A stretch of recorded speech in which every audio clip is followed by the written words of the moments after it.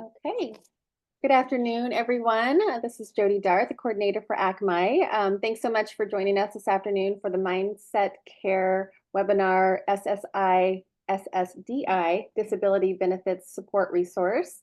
We're thankful to have Lauren here, Lauren Fusco, to provide a presentation on this topic. Lauren is the Director of Outreach for Mindset Care. She's been working in the human services field for over a decade, providing direct support, building programs, and now ensuring that individuals and organizations are connected to a resource that could support their population served and their staff.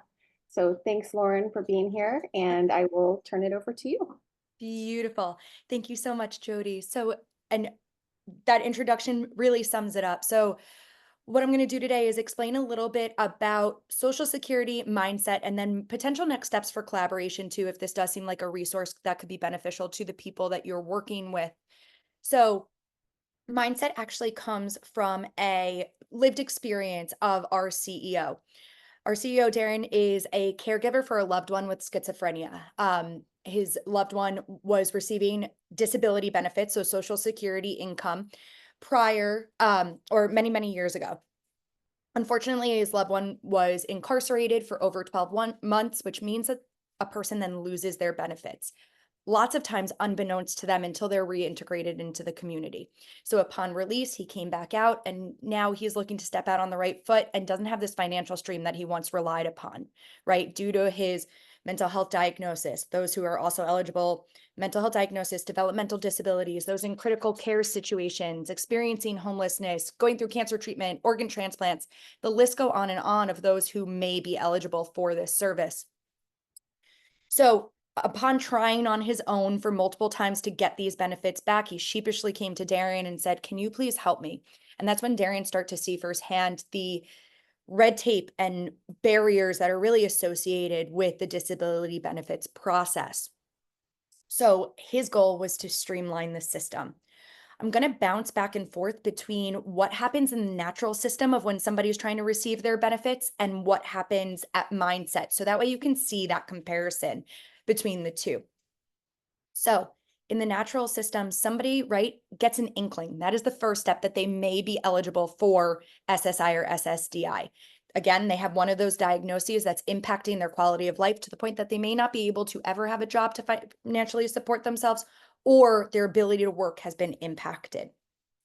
So they're either told by a professional, a doctor, or they take a guess themselves and they get to the Social Security website or go to the Social Security office where they are met with lengthy questions, a stack of paperwork or a questionnaire that feels like you're just hitting next on that page several times to get through. Lots of up close and personal information is being asked as well, and not the most friendly manner, very clinical and complicated to say the least.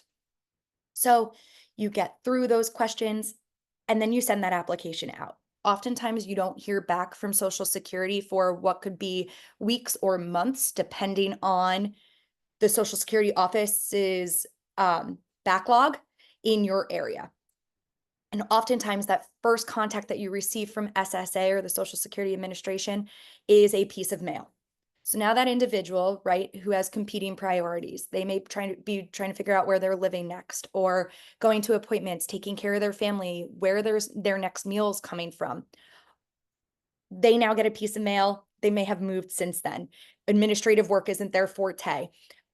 Mail is just inconsistent in some places as well. So if they don't read, comprehend, and respond to that letter, unbeknownst to them, they're waiting for something that is already halted. So if they do make it to that next step, they sign the paperwork, they get it back to the post office. Oftentimes they have to collect medical documentation to confirm their diagnosis from places that they've been treated in the past. For a lot of people in our population too, right? That can be going to several different emergency rooms and collecting all that documentation.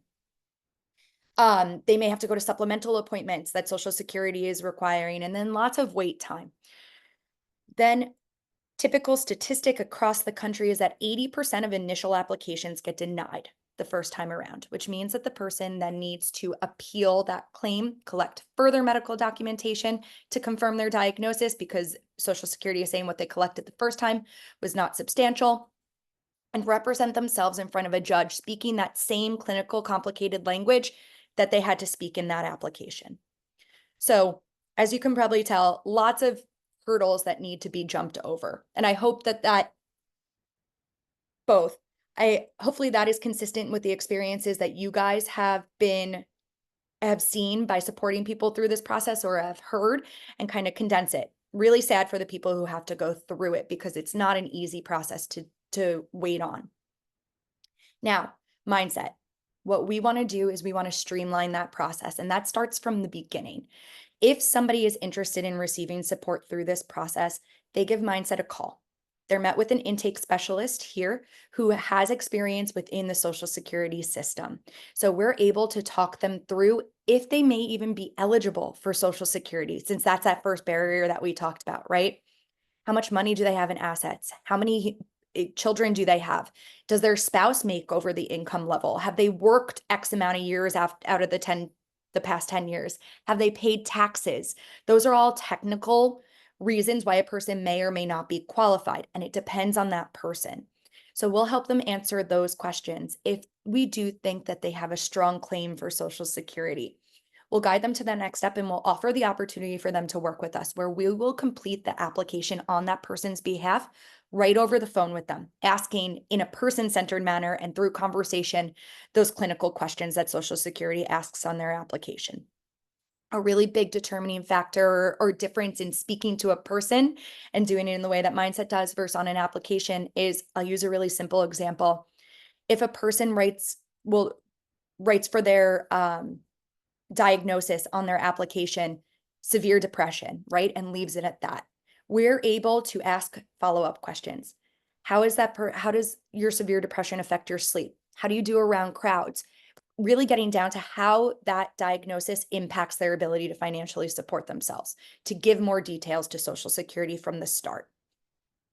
We submit that application to Social Security, and we assign every individual a case manager through Mindset as well. Somebody to be there to ask questions, to provide updates along the way for this lengthy process. Depending again on that backlog, this process can take anywhere between 6 and 18 months. Unfortunately, sometimes a little bit longer, but that's the estimate.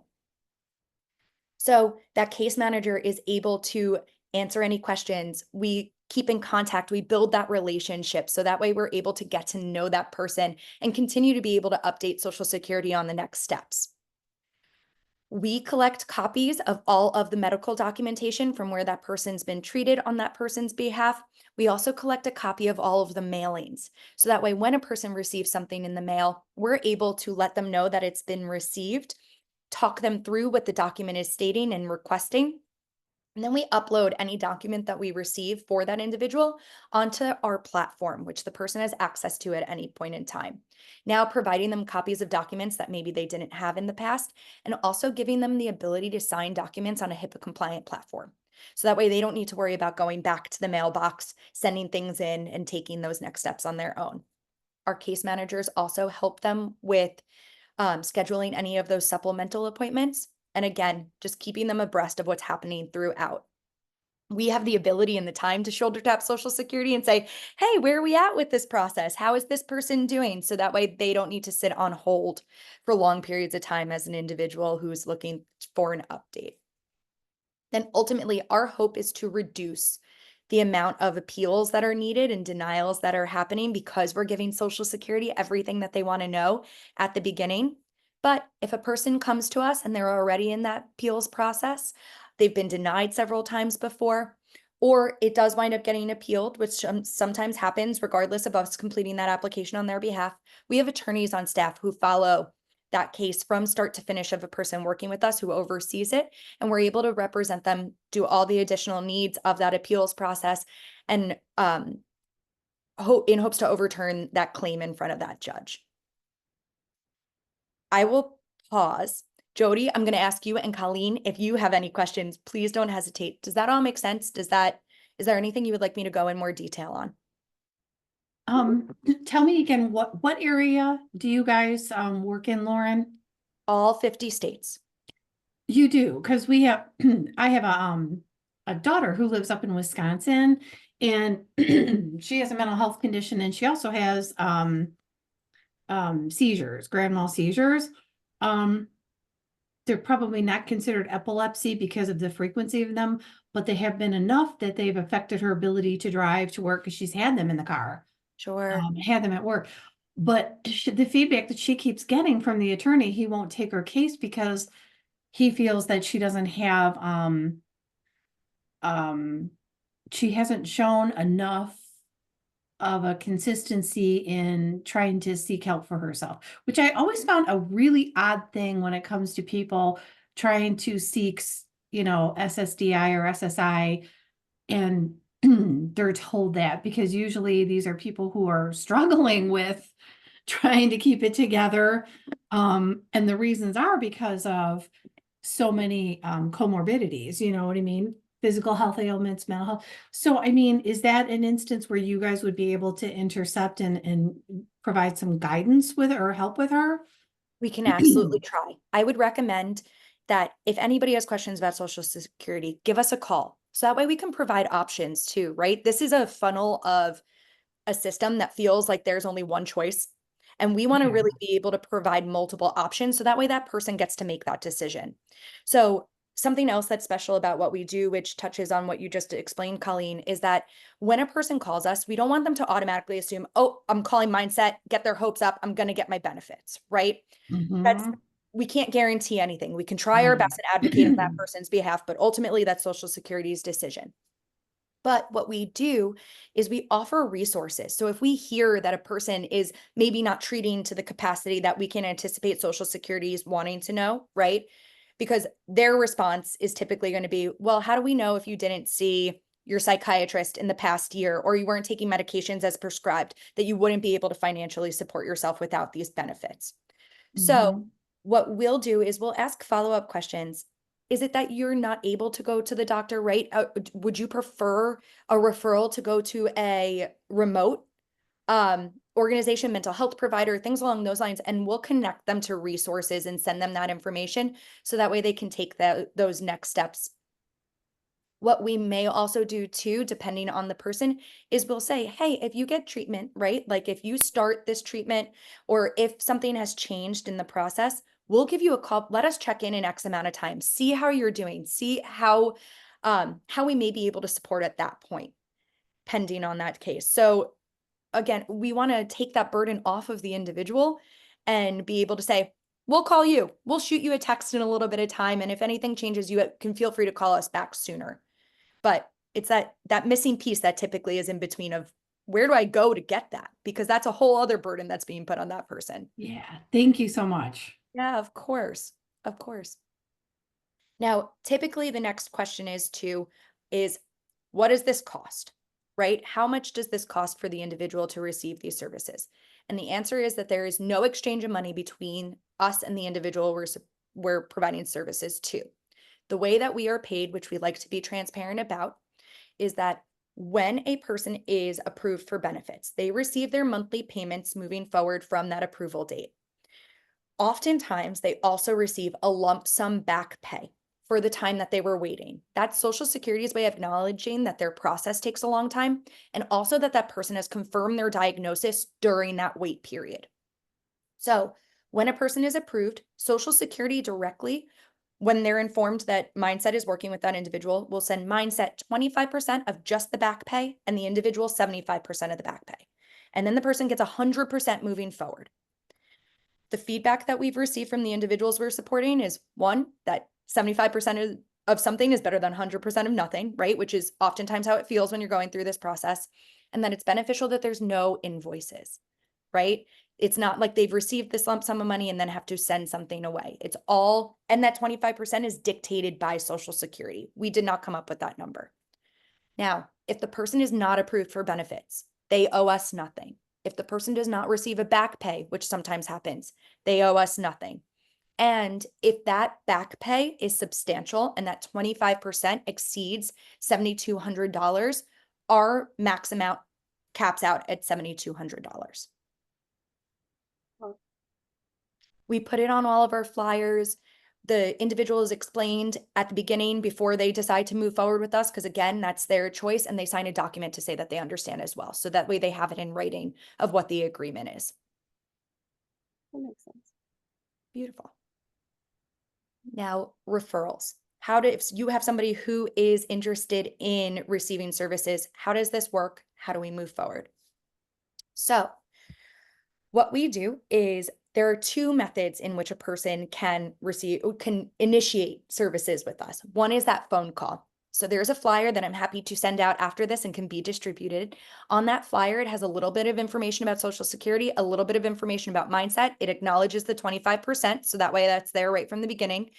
And on that flyer is also a phone number. That phone number is used for that person to call us. They're met with an intake specialist. Our hours are from 9 a.m. to 6 p.m.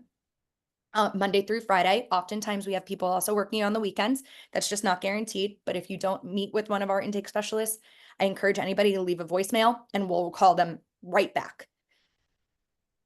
During that phone call, they'll go through those preliminary questions. We'll talk about next steps, even be able to complete that application right then and there. Sign any documentation that's needed to say that they're accepting services. We also understand that not everybody's best supported in initiating that phone call, right? They'd prefer somebody to call them. So we also have a link that that person can use, and that will be in that email as well. When they click that link, they're met with about 15 questions, most of which is contact information, a little bit about diagnosis, and a little bit about finances. They're all multiple choice. There's no free fill questions. What that does is prompts a profile in our system. Our team is able to review, get to know a little bit about the person before we go ahead and give them a call. We also have HIPAA compliant texting and email. So if that information is also provided, we'll attempt to contact them that way too, since we're calling from a number that may be unfamiliar to them.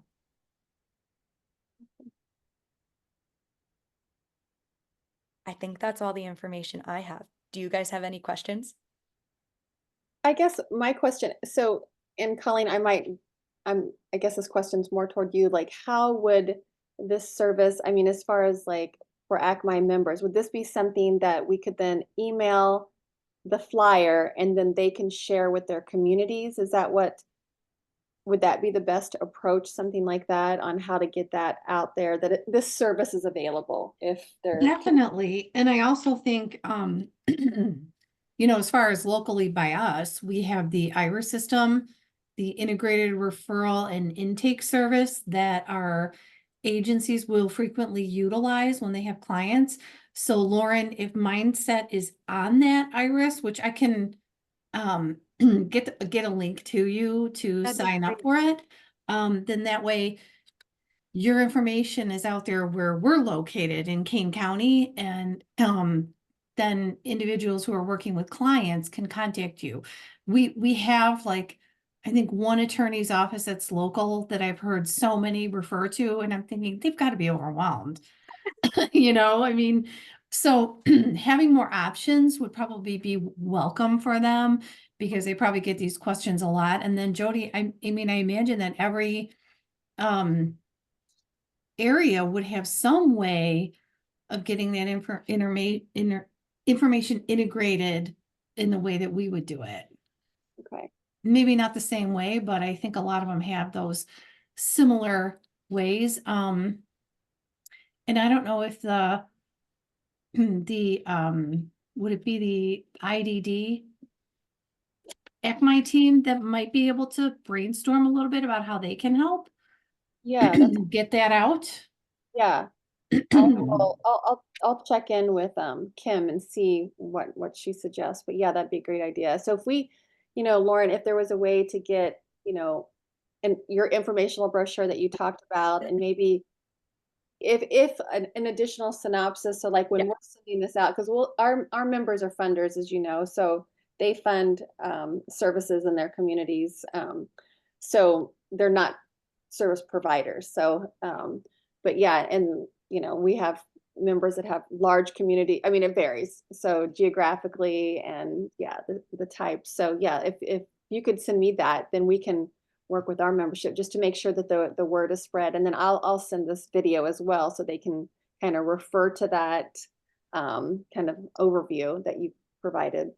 Absolutely. And my summary tries my best to consolidate everything into words, but if there's anything in there when I send that blurb, please don't hesitate to be like, hey, can you go into more details about this? And I'm happy to expand on it. So that way, when you send out to your funders and the participants, then I'd be happy to do so.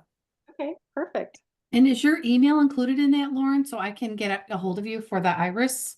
Absolutely. And what I can do also, Colleen, is I'm going to pop my email address into the chat right now, and you can Okay. feel free to email me that way as well.